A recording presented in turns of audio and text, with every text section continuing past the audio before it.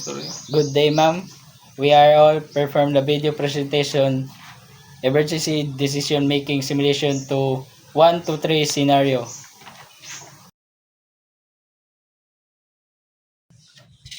Mayday, this is the chief officer. They are fire in the cargo hold.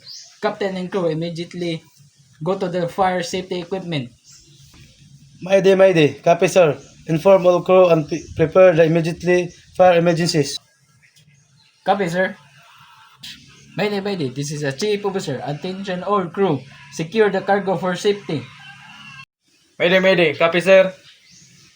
The crew is doing their assigned task for the fire emergency. Some crew is getting the fire extinguisher or other equipment for use of fire emergency.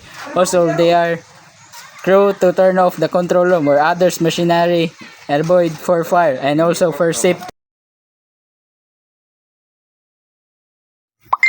So that the team engineering or engine cadet saying the truth of engine failure and what happened and the captain of bridge example like overheat, so that calling the bridge what issue of engine failure to understand what happened to engine in cargo during a storm. Sir, there are problem of engine because of overheat.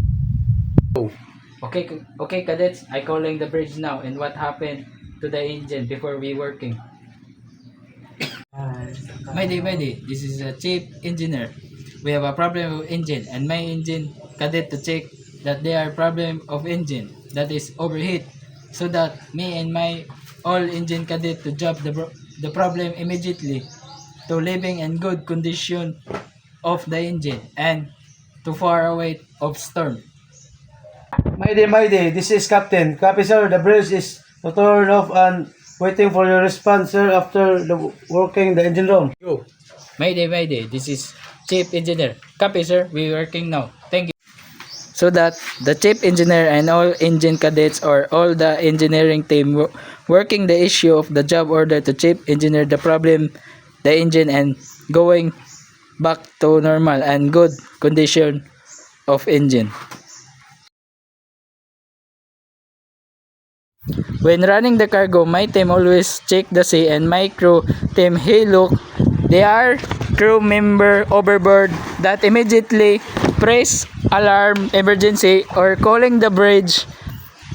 They are crew member overboards and others my team going to take life preserver and going throw away the crew member overboard and going to help for the safety.